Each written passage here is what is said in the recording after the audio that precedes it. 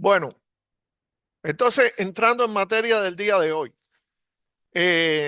vamos a ver los requisitos relativos a la exposición ocupacional y ese es el objetivo precisamente, que ustedes conozcan cuáles son los requisitos relativos a la exposición ocupacional que están contenidos en la norma UE 100, en la parte de las situaciones de exposición planificada.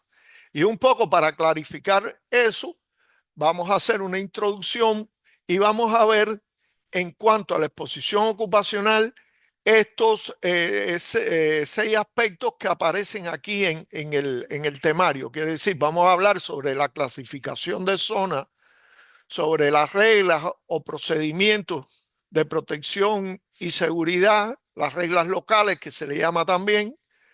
Vamos a hablar del monitoreo radiológico del puesto de trabajo. Vamos a hablar de la evaluación de la exposición ocupacional, de los registros de la exposición ocupacional, de la vigilancia de la salud muy brevemente y de lo que tiene que ver con la información, instrucción y capacitación del personal que trabaja en las diferentes prácticas. Recuerden que esta norma OIE 100 es una norma general para todas las prácticas, de manera que el enfoque que está todos estos puntos en la norma OIE 100 es un enfoque general. Después, cuando demos el módulo 2, vamos a hablar de las particularidades de cada uno de estos aspectos, también de la exposición ocupacional en cada una de las prácticas.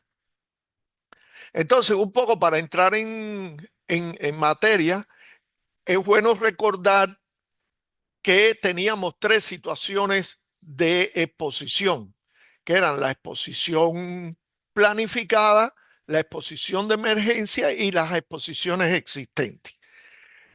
Por razones obvias de que la exposición planificada es la más importante para la práctica en particular, pues vamos, en todas las clases estamos profundizando en las situaciones de exposición planificada. Y recordemos que las situaciones de exposición planificada eran las situaciones de exposición que se derivan de la utilización de una fuente o de la realización de una práctica o una actividad de forma planificada.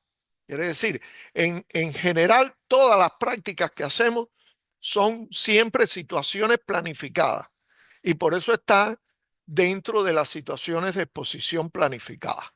¿Recuerdan este cuadro donde veíamos la aplicación de los diferentes tipos de exposición dentro de las 3 situaciones de exposición? La planificada, la de emergencia y la existente. Como vamos a referirnos nada más a esta línea que son las situaciones de exposición planificada, lo primero que hay que tener claro es que la exposición ocupacional aplica todos los aspectos de la exposición ocupacional, aplican dentro de la exposición planificada. Y lo que vamos a tratar son los requisitos relativos a la exposición ocupacional dentro de la situación de exposiciones planificadas. Ahora, recordemos también qué cosa era la definición de exposición ocupacional, que es muy sencilla.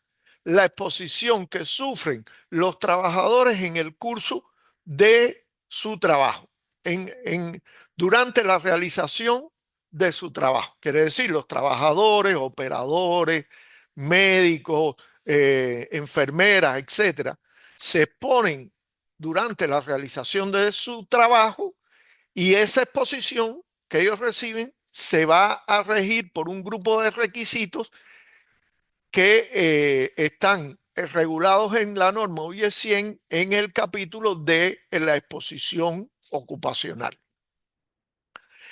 Respecto a la exposición ocupacional, lo primero es que los representantes legales tienen responsabilidades muy importantes en relación con la exposición ocupacional.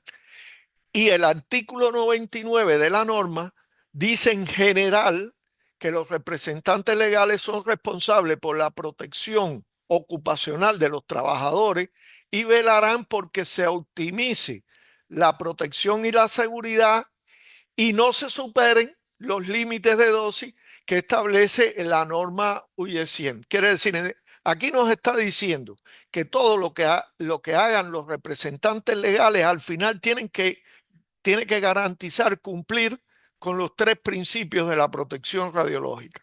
¿Que cuáles eran? Justificación, optimización y limitación de dosis. Ya en el artículo 101 se dan ya responsabilidades más específicas respecto a lo que deben cumplir los representantes legales para garantizar la seguridad en la exposición ocupacional. Y vamos a ver un poco con más detalle cada una de estas responsabilidades.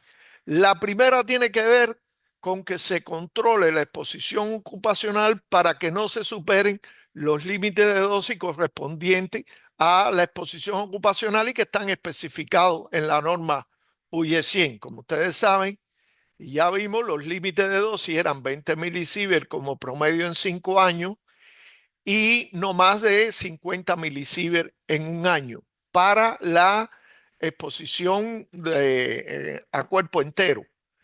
Para las extremidades y la piel, no más de 500 milisievert al año, y para el cristalino igualmente 20 milisievert como promedio en 5 años y no más de 50 milisievert al año. Y lo que sucede es que la primera de todas las responsabilidades que tiene que tener el representante legal es que esos límites nunca se superen, porque esos límites son como la, la barrera última que tiene la protección radiológica. Ya cuando se superan esos límites, ya empieza a comprometerse. Recuerden que, que en el caso de los efectos biológicos existían los efectos deterministas y los efectos estocásticos. Los límites, los umbrales para los efectos deterministas están muy por encima de estos límites de dosis.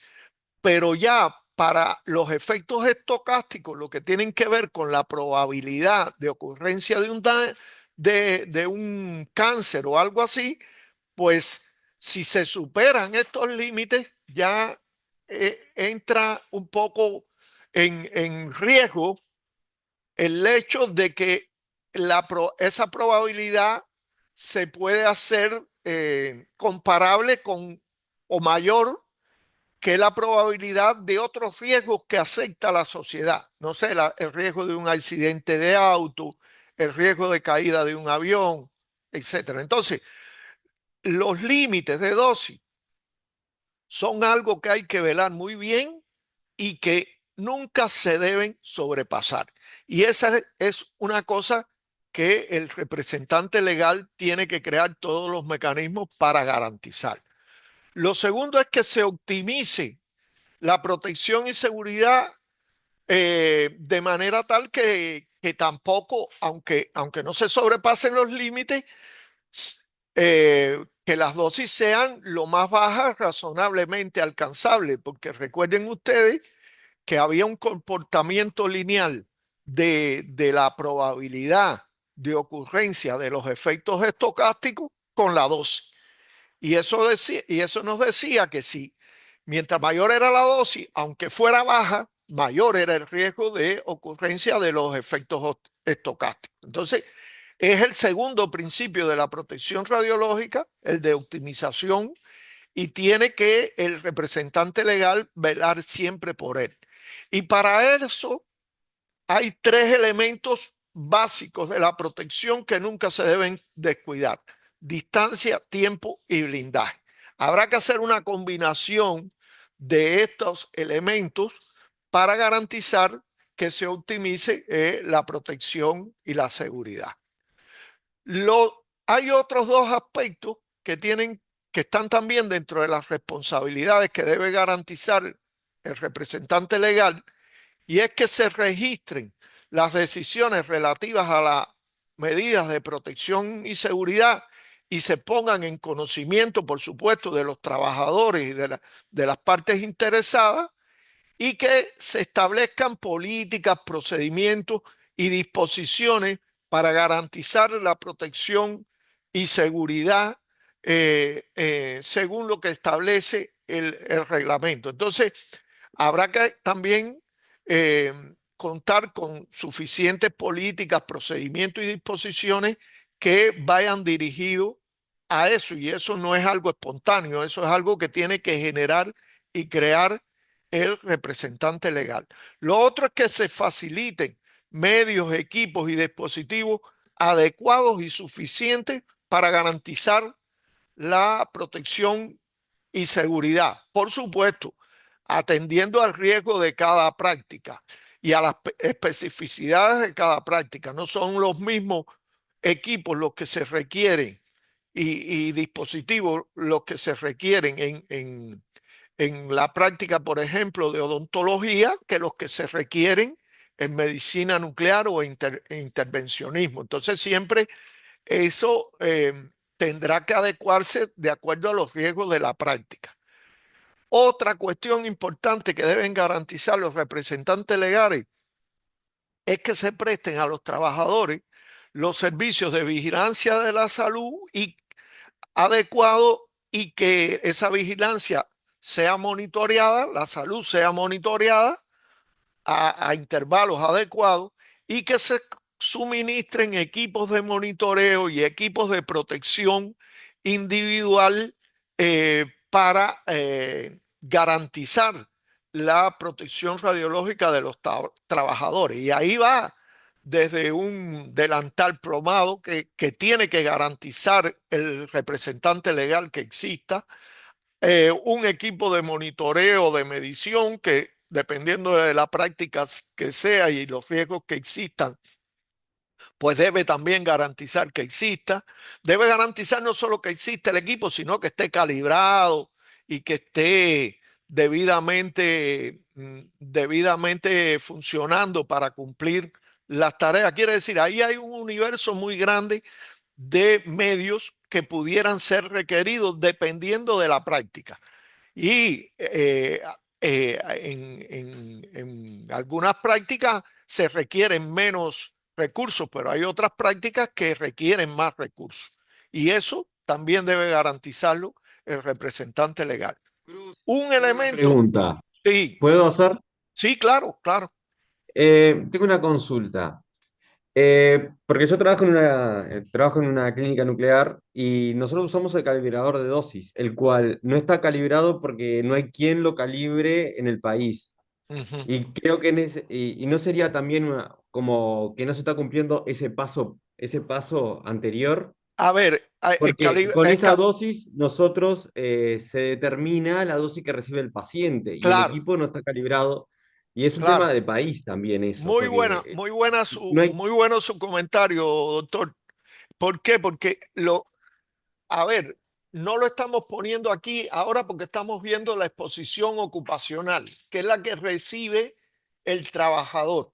Aunque eso influye en lo que recibe el trabajador, el calibrador de dosis es muy importante más desde el punto de vista de la exposición del paciente, que esa, recuerde usted, que tiene que ver con la exposición médica. Lo vamos a ver en la próxima clase, la del jueves, pero Gracias.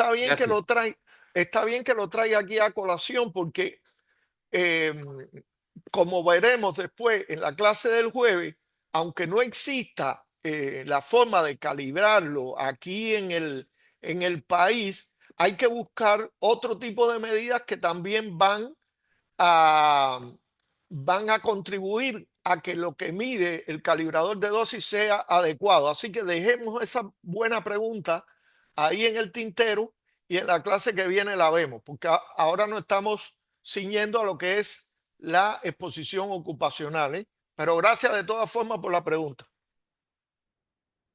Bueno, le decía, otra cosa importante respecto a la exposición ocupacional es que se cuente con recursos humanos idóneos y suficientes para, y que se le brinde la capacitación también apropiada para realizar la práctica.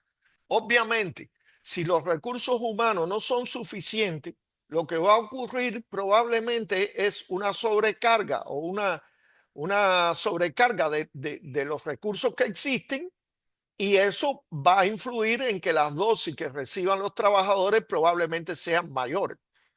Igualmente, si no se cuenta con la idoneidad de esos recursos humanos, quiere decir, si el trabajador no está bien capacitado y no tiene una formación idónea, pues igualmente eso puede dar al traste con la protección radiológica de las personas, porque nadie se expone a las radiaciones así porque quiere exponerse. Pero mucha gente que se expone indebidamente a las radiaciones es porque no ha recibido la capacitación apropiada. Así que aquí hay una cuestión muy importante, que es número de personas, porque eso tiene que ver en la sobrecarga que tienen las personas, y también capacitación de las personas, porque eso es fundamental para que se trabaje bien. Y eso también lo debe proveer el representante legal.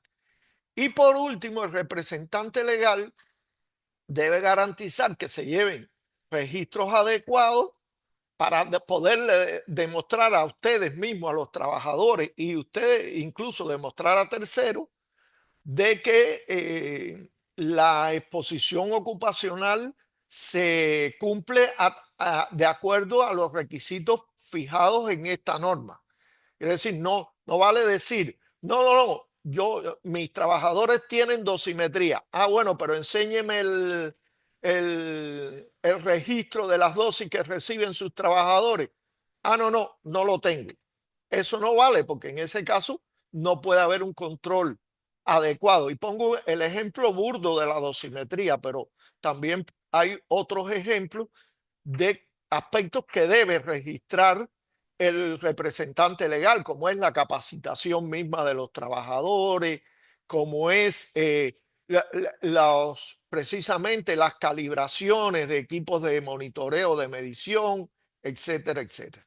Y también los representantes legales deben garantizar que se adopten disposiciones para facilitar la consulta y la cooperación con los trabajadores en cuestiones de protección radiológica.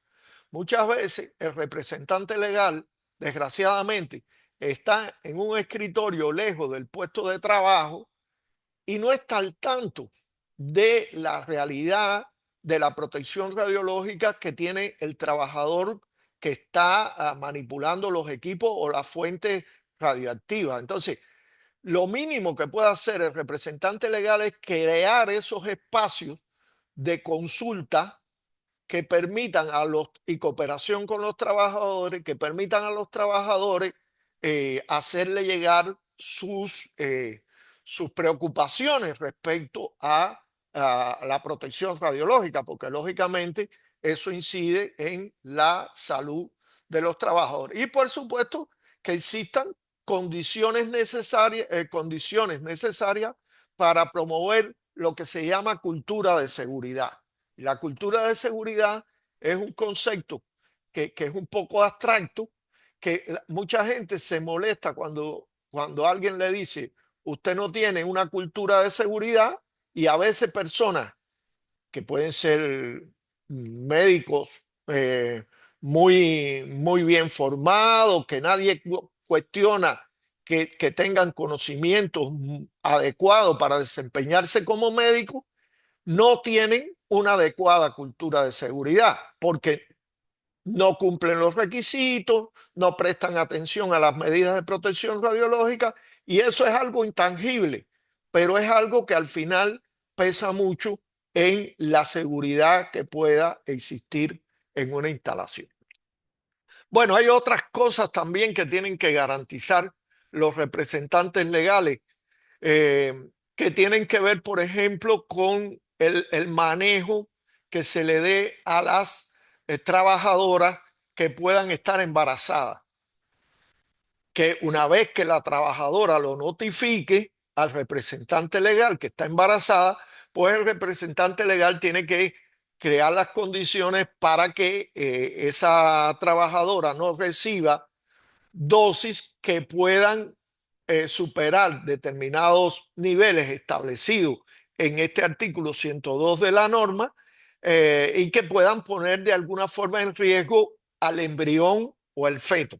Aunque en general los niveles de dosis que se trabaja en protección radiológica están muy lejos de los niveles que pueden causar daño al embrión y al feto. Recuerden que hablamos de eso en la clase de, de efectos biológicos de las radiaciones, pero aún así, pues debe garantizarse eso. Por ejemplo, que en cuanto a la dosis por irradiación externa, en el abdomen de la trabajadora embarazada no se exceda 2 milisieverts para poder garantizar que el feto reciba menos de 1 milisievert, porque el feto al final hay que darle un nivel de protección similar al del público. Igualmente, en lo que tiene que ver con la posibilidad de incorporación de radioisótopos en el caso de, por ejemplo, la práctica de medicina nuclear, donde pudiera ocurrir la incorporación también de radioisótopos a un trabajador.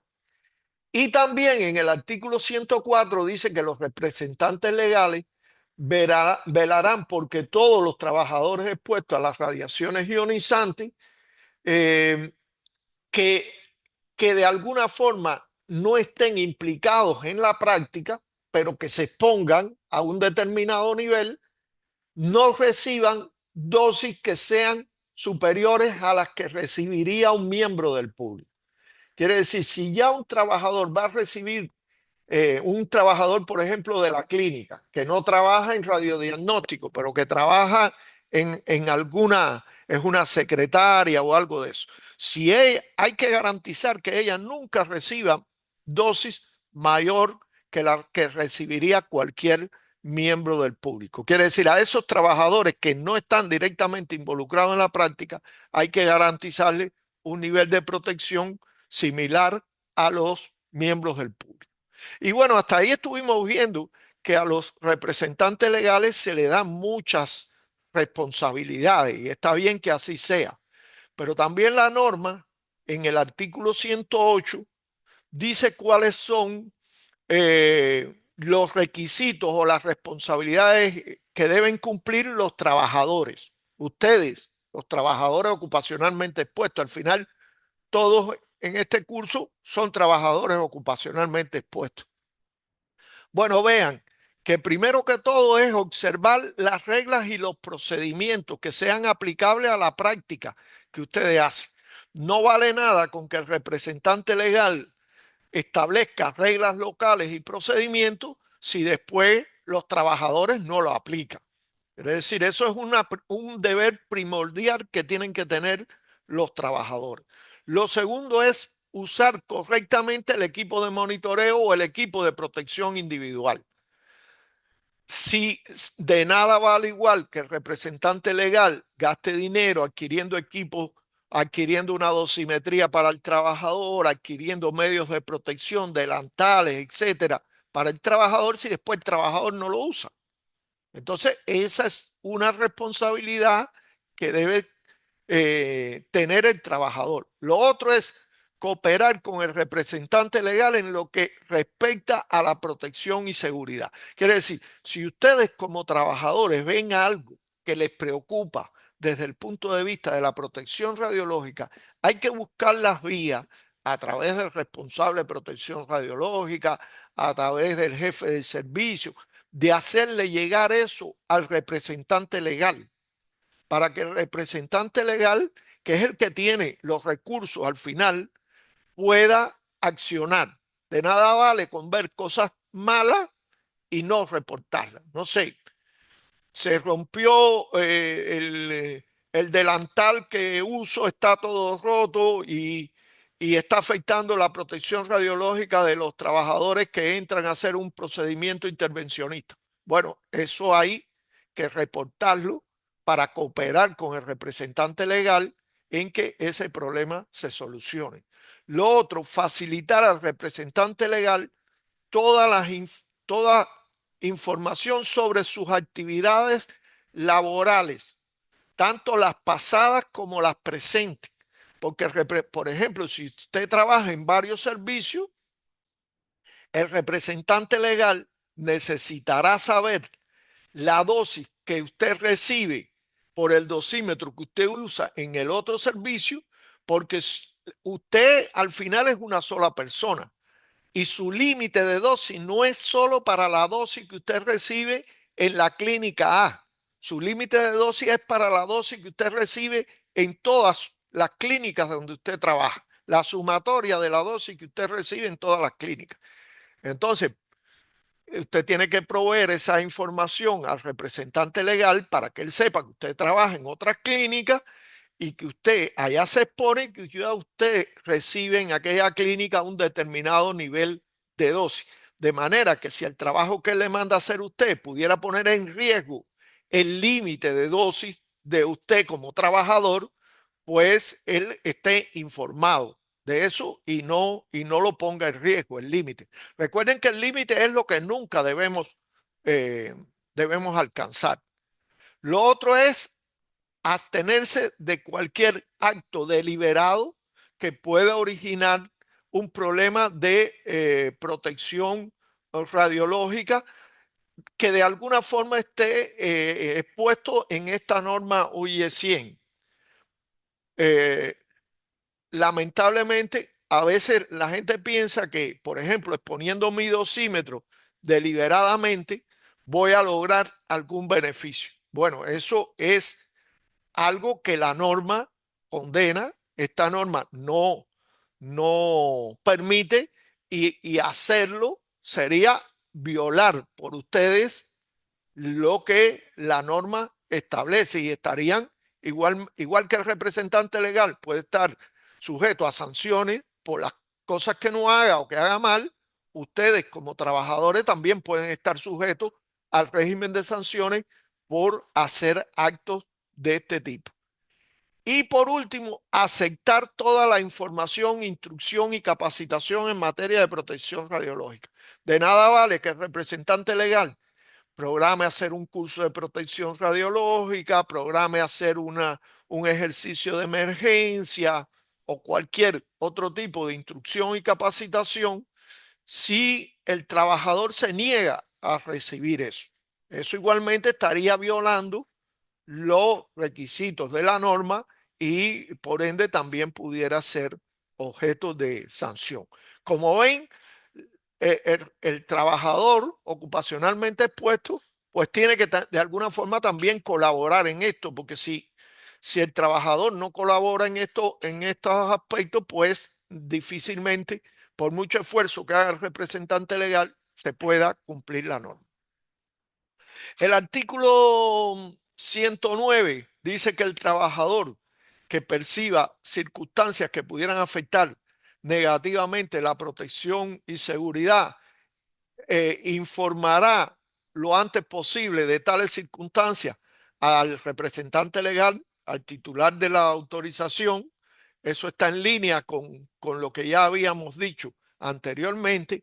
Y en el artículo 116 dice que la mujer ocupacionalmente expuesta tan pronto conoce o presupone que está embarazada, debe notificar su condición al representante legal, porque obviamente es algo muy privado y el representante legal no puede cumplir sus funciones relativas a la protección y sus obligaciones relativas a la protección radiológica de la mujer, de la trabajadora embarazada, si no conoce que está embarazada. Entonces, esa también es una responsabilidad de los trabajadores, en particular de las trabajadoras embarazadas. Entonces, como ven, para garantizar la protección radiológica hay que tener un balance adecuado de responsabilidades entre las responsabilidades que le competen al representante legal, que son muchas, y las responsabilidades que le competen a los trabajadores que, si bien no son tantas como la representante legal, son una contribución muy importante a la protección radiológica. Hasta ahí lo que tiene que ver con responsabilidades. El otro punto dentro de la exposición ocupacional que es importante es la delimitación de zona. Quiere decir, lo primero es que debe existir una adecuada delimitación de zona, claramente estableciendo qué cosa es zona controlada y qué cosa es zona supervisada. ¿Qué cosa es zona controlada? Es la zona delimitada en la que se exigen o se podrían exigir medidas de protección y seguridad específicas con el objetivo de controlar la exposición o impedir la propagación de la contaminación, lo cual ocurre en medicina nuclear. En las condiciones normales de trabajo, de manera que, y también durante la ocurrencia de exposiciones potenciales que pudieran ocurrir por un incidente o algo así. Entonces, la zona, esta zona controlada, como nos damos cuenta de esta delimitación, trata un poco de limitar cuál es la zona de mayor riesgo dentro de la instalación.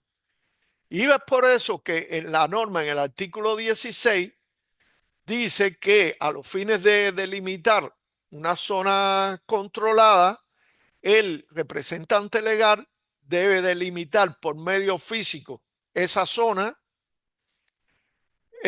Cuando la fuente se ponga en funcionamiento y se energetiza y se energiza de forma intermitente, pues entonces hay que garantizar que existan señales complementarias para indicar cuándo la zona se convierte en controlada y cuándo la zona no, no, no permite la entrada de trabajadores a esa zona controlada. Debe en la zona controlada colocar el símbolo internacional de radiaciones ionizantes, que hay un símbolo en la ISO establecido para el símbolo de radiaciones ionizantes, y además identificar claramente en los puntos de acceso cuál es la zona controlada. Quiere decir, a nadie le debe sorprender estar dentro de un lugar y de pronto saber que es la zona controlada de ese lugar. No, no. La zona controlada tiene que señalizarse correctamente en los puntos de acceso. Debe establecer medidas de protección y seguridad, ya sean físicas o a través de procedimientos para controlar también la dispersión de la contaminación desde la zona controlada hasta la zona, eh, las restantes zonas del servicio. Quiere decir, habrá que ver qué medios se utiliza para eso y deberá restringir el acceso a la zona controlada, ya sea por procedimientos administrativos como por barrera física. Y puede incluir una variedad muy grande de dispositivos dependiendo del riesgo del riesgo que puede estar contenido dentro de la zona controlada. Por ejemplo, en en un equipo de radiodiagnóstico, pues el riesgo no es muy alto de acceder a la zona controlada cuando el equipo está irradiando, no es un riesgo extremadamente, no va a recibir dosis letales ninguna persona por entrar, y entonces la forma de señalizar la zona controlada puede ser un cartel diciendo zona controlada, no entre, no pasar, etcétera. Pero si es, por ejemplo, acá adentro lo que tenemos es un equipo de radioterapia donde un acelerador lineal, donde al entrar usted va a recibir unas dosis de radiación muy alta, pues entonces la medida no solo es la señalización, sino, por ejemplo, un enclavamiento en la puerta que desconecte el equipo cuando una persona intenta entrar inadvertidamente. Quiere decir, de alguna forma, todos estos requisitos que se van a poner a la zona controlada dependerá mucho del riesgo que hay dentro de la zona controlada. Entonces, valorando precisamente esos riesgos, en la zona, a la entrada de la zona controlada, en algunos lugares hay que poner equipo de protección personal, quiere decir, la gente tiene que cambiarse de ropa, ponerse una ropa particular para trabajar en la zona controlada. Debe existir un equipo de monitoreo a la entrada allí para señalizar si el equipo está irradiando, si no está irradiando, o debe existir un área adecuada para el cambio de ropa de la persona, si del trabajador, si se requiere un cambio de ropa en esos casos. Y bueno, a la salida de la zona controlada también se puede colocar equipamiento para facilitar la verificación del trabajador a la salida de la zona controlada. En la zona supervisada, bueno, la zona supervisada es toda área delimitada que no se considera zona controlada, pero en la cual usted va a mantener un determinado nivel de vigilancia en cuanto a las condiciones de exposición. Por ejemplo, alrededor de un local donde hay un equipo de rayos X, en el panel de control del local del equipo de rayos X, etcétera. Eso puede ser zona supervisada. Y bueno, en cuanto a la zona supervisada, igualmente los representantes legales deben garantizar, delimitar bien esa zona por medios apropiados, colocar señales que la identifiquen correctamente y examinar periódicamente las condiciones de radiación en la zona controlada, porque pudieran eventualmente cambiar, dependiendo del tipo de equipo que sea, pudieran eventualmente cambiar. Entonces, por lo menos una vez al año, usted debe hacer un monitoreo probablemente en la zona controlada, o en otras prácticas usted requiere en la zona controlada hacer un monitoreo diario, dependiendo del tipo de práctica que sea. En relación a las reglas locales y procedimientos, que es otro elemento importante de la exposición ocupacional. Bueno, los representantes legales tienen que establecer esas reglas y procedimientos, indicar en las reglas y procedimientos todo nivel de investigación que se requiera respecto a la exposición cuando se rebasen determinados niveles, introducir sobre las reglas y procedimientos, instruir sobre las reglas y los procedimientos al personal que va a trabajar, velar porque toda actividad en que los trabajadores estén o pudieran estar sometidos a exposición ocupacional sea supervisada adecuadamente en correspondencia con esas reglas y procedimientos, de manera tal de que se pueda actuar a tiempo para corregir esas reglas y procedimientos. Por ejemplo, si en medicina nuclear un trabajador pues deja de utilizar en el procedimiento de elusión del generador de molibdeno tecnecio, deja de usar el protector de elusión, pues entonces, por supuesto, sus dosis serán mayores y de alguna forma habrá que verificar que periódicamente que los trabajadores sigan las reglas y procedimientos. Y eso es tarea fundamental del responsable de protección radiológica. Es uno de los sentidos por los cuales tiene que existir un responsable de protección radiológica. Hasta ahí los elementos fundamentales de las reglas y procedimientos. Otra cuestión importante en la exposición ocupacional es el monitoreo radiológico de zona.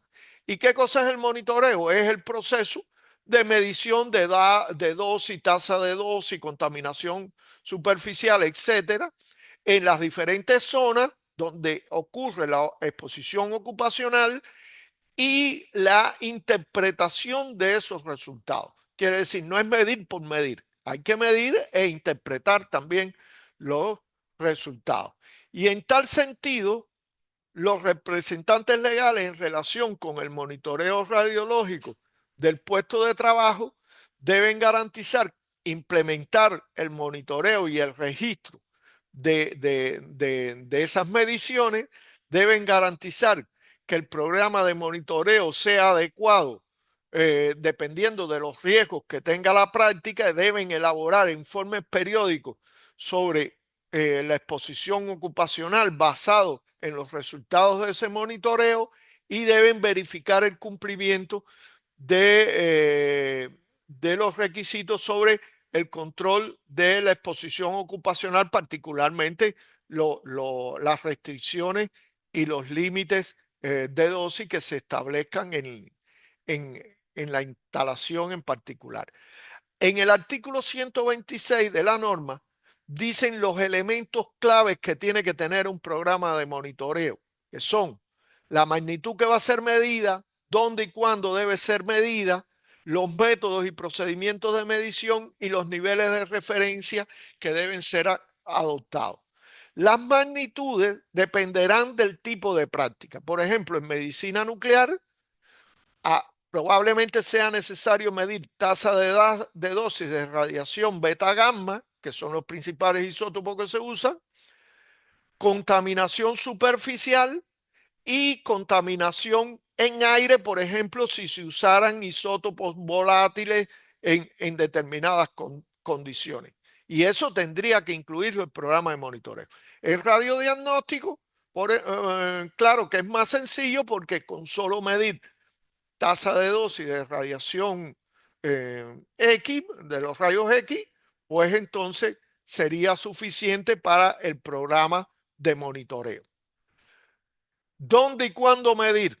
Bueno, la frecuencia tiene que también ponerse en dependencia de las particularidades de la práctica. Por ejemplo, en medicina nuclear puede ser necesario hacer un monitoreo diario para garantizar que ninguna jeringa con radioisótopo haya quedado fuera de un blindaje, en un mal lugar y pueda provocar exposición anómala a un trabajador. En radiodiagnóstico es mucho más difícil que eso ocurra y entonces el monitoreo puede ser anual. Y lo de dónde medir igualmente dependerá de las particularidades de la práctica. En radiodiagnóstico hay que medir en las zonas colindantes, por supuesto, y en el panel de control, en la puerta de acceso para verificar que la puerta cumple con los requisitos de blindaje, y en medicina nuclear hay que medir prácticamente en muchas áreas donde se manipulan los radiofármacos y en las salas donde se hospitalizan los pacientes. En cuanto a los métodos o procedimientos de medición, igualmente dependen del equipo que se vaya del equipo, la práctica donde se va a implementar el programa de monitoreo. Medicina nuclear requiere medir en algunos lugares contaminación y tasa de dosis y la forma de medirla hay que tenerla bien planificada y en radiodiagnóstico igual a la hora de medir usted necesitará poner algunas condiciones que sean las más desfavorables para que la medición de usted sea un reflejo de las peores condiciones que pudiera enfrentar el trabajador durante su trabajo. Y los niveles de referencia son aquellos que de alguna forma deduce el RPR como para decir si los resultados de la medición son aceptables o no son aceptables. De nada vale medir si no tenemos contra qué comparar. Entonces, los niveles de referencia son precisamente los niveles que se utilizan para comparar. En el artículo 127, la norma establece quién debe llevar monitoreo radiológico individual, quiere decir dosimetría. Y dice cuándo proceda. Fíjense que son los trabajadores ocupacionalmente expuestos cuando proceda. Y ese cuando proceda debe interpretarse como el establecimiento de un criterio en la empresa, en la entidad, en la clínica, que de alguna forma optimice el uso de dosímetros. Hay lugares donde usted llega y tiene dosímetro puesto todo el mundo. Eso es un gasto de dinero que no se justifica. Lo más común es establecer que todo el que pudiera recibir un décimo del límite de dosis anual, considerando las exposiciones normales y también las potenciales, quiere decir los posibles accidentes, pues ese debería ser monitoreado con un dosímetro individual. El resto de las personas, pues probablemente no requieran dosímetro y usted puede, aunque sean trabajadores ocupacionalmente expuestos, usted puede evaluar la dosis a partir precisamente del monitoreo radiológico, que era lo que habíamos explicado anteriormente. Por eso es muy importante que el RPR asesore correctamente al representante legal a fin de definir correctamente quiénes serán los que requieran el uso del dosímetro y no y el uso del dosímetro sea algo justificado realmente. Eh, eh, por ejemplo, ¿qué tipo de dosímetro es el que le va a poner al personal? También depende de la práctica en específico. Lo vamos a ver en cada una en el módulo 2 de la práctica, pero para citar un ejemplo, por ejemplo, en intervencionismo, un trabajador pudiera llegar a tener hasta, por ejemplo, 3 dosímetros o 4 dosímetros. Uno para medir cuerpo entero, que tiene que, dosis a cuerpo entero, que tiene que estar calibrado, recuerden, en la magnitud HP10, que es eh, a la profundidad de 10 milímetros. Uno para medir dosimetría de extremidades, si existiera la posibilidad de que el trabajador introduzca sus manos en el haz de radiación, lo cual de por sí es una mala práctica, pero bueno, pudiera eventualmente, y uno para medir dosimetría en cristalino, porque la norma también establece un límite en el cristalino, aunque en general el dosímetro personal, este de cuerpo entero, se ha comprobado que si los niveles que registra son adecuados, pues el nivel de la dosis en el cristalino debía ser adecuado, si se trabaja bien. Y bueno, en medicina nuclear, por ejemplo, pudieran ser requeridos otros tipos de dosímetros atendiendo a las particularidades de la práctica. En cuanto al registro de la exposición ocupacional, el registro de la exposición ocupacional es una responsabilidad del representante legal. La norma establece que los registros de exposición ocupacional de cada trabajador deben mantenerse durante hasta que el trabajador alcance 75 años y durante no menos de 30 años después del cese de su trabajo como trabajador ocupacionalmente expuesto, lo cual es un reto, por supuesto. Los registros de exposición ocupacional tienen que incluir la información que después permita reconstruir las dosis que realmente estuvo expuesta ese trabajador eh, en relación con con los registros de exposición ocupacional. Los representantes legales tienen que el deber de facilitar el acceso a esos registros a los trabajadores, a la autoridad reguladora, por supuesto, y disponer lo necesario para conservar los registros, aunque los trabajadores ya no estén trabajando en la clínica. Eh, por último, sobre lo que tiene que ver con la información, instrucción y capacitación de los trabajadores, los representantes legales tienen el deber de instruir suficientemente a los trabajadores, tienen que facilitar las vías para que los trabajadores puedan capacitarse y adiestrarse no solo al inicio, sino periódicamente y, y esa capacitación debe incluir no solo la capacitación en lo que tiene que ver con la operación normal, sino también en situaciones de accidentes donde el trabajador tiene que también saber cómo actuar en caso de accidente. Concluyendo esta primera charla de la exposición ocupacional, que es la que es un poco más larga. Bueno, la norma UE 100 contiene los requisitos que deben ser tomados en cuenta en general para la exposición ocupacional en situaciones de exposiciones planificadas.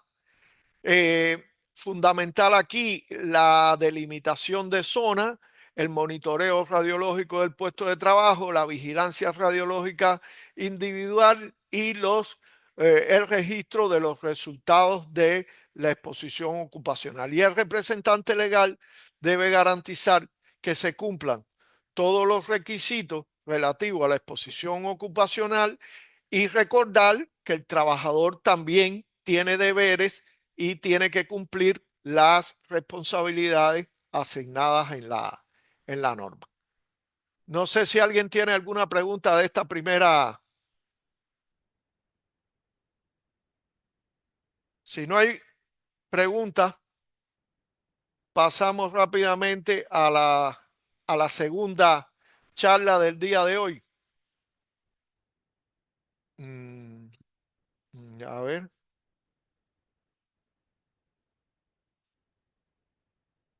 Ajá.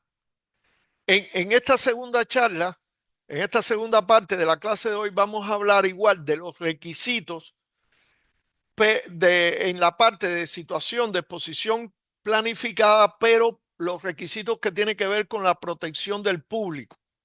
Y ese es el objetivo. En general, vamos a hablar de los visitantes, la exposición externa, los desechos radioactivos y la vigilancia radiológica de los puestos de trabajo y los productos de consumo, que son los puntos que están en la norma.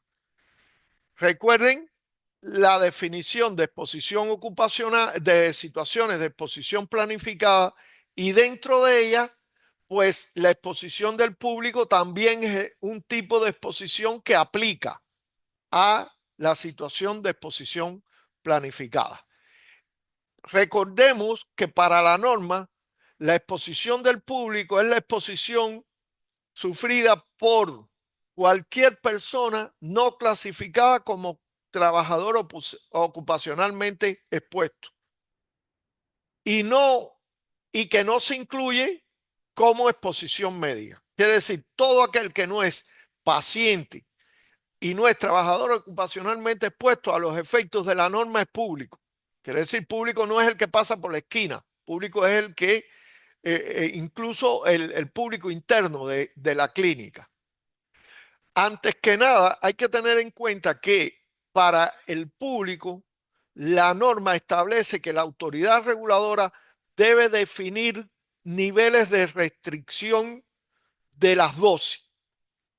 ¿Qué quiere decir? ¿Por qué hay que definir niveles de restricción? Porque si usted es público, usted tiene un límite que es de 1 milisievert. Ya vimos que era 1 milisievert al año. Pero usted está expuesto a diferentes fuentes de radiación.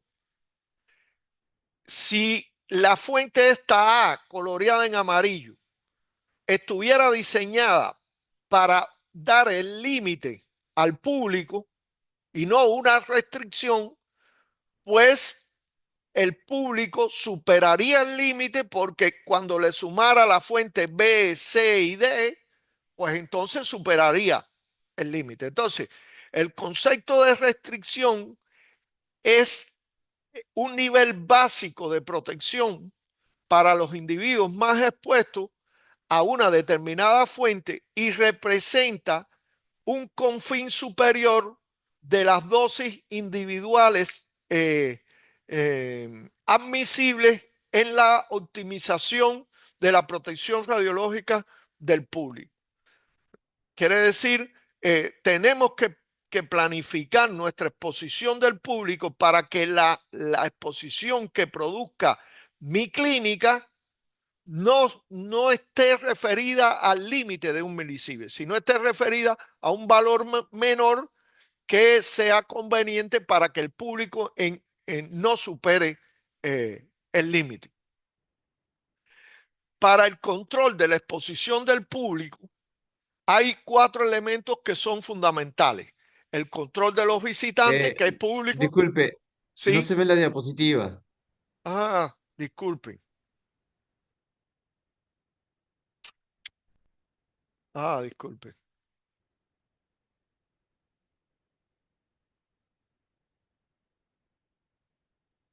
Voy.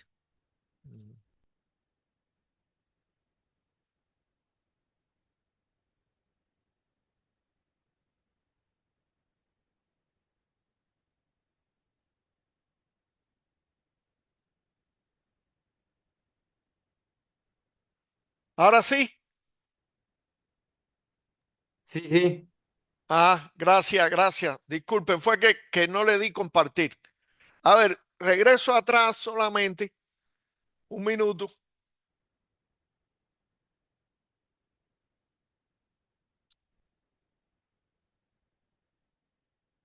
Ve, para explicar el concepto este de restricción, vean que era lo que explicaba. Un miembro del público está expuesto a varias fuentes. Por lo tanto, yo no puedo calcular que la exposición de mi fuente, la que está en amarillo, va a contribuir al límite de dosis. Porque si no, cuando ese público se exponga a otra fuente, pues entonces superaría el límite de dosis. Entonces, por eso surge el concepto de restricción, que es un valor menor que el límite de dosis y que de alguna forma permite que mi práctica sea diseñada para ese valor y que la persona que se expone a otras prácticas pues no va a superar el límite de dosis. Y les decía que hay 4 elementos básicos para el control de la exposición del público, que son el control de visitantes, porque los visitantes son públicos, la exposición, el control de la exposición externa y la contaminación en las zonas de público, los desechos radiactivos y la descarga a medio ambiente, porque al final esto puede ir a irradiar al público, y la vigilancia radiológica de las zonas de público, las zonas que están clasificadas como zonas de público. En cuanto a los visitantes, los representantes legales son responsables por aplicar un grupo de medidas para que, asegurar que se mantiene un control adecuado de la entrada de visitantes a la zona controlada o a la zona supervisada. Incluso mediante medidas como pueden ser la señalización, la limitación física, el cierre con, con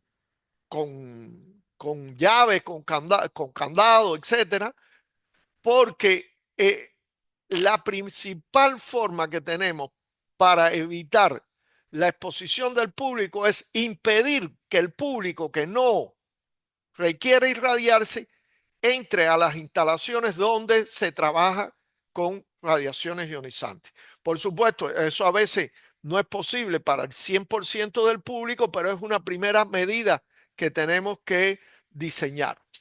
Lo segundo sería garantizar que lo que reciba el público por exposición externa o por contaminación superficial pues sean valores muy bajos que no comprometan los límites de dosis del público. Y por eso dice en el artículo 151 de la norma que los representantes legales deben asegurar que si una fuente de radiación puede dar lugar a exposición externa de miembros del público, se tomen las medidas de diseño tanto de los blindajes como del diseño constructivo como tal de la instalación para minimizar la probabilidad de esa exposición.